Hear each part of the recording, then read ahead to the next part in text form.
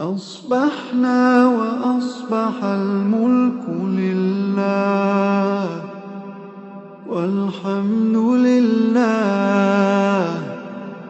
لا إله إلا الله وحده لا شريك له، له الملك وله الحمد وهو على كل شيء قدير.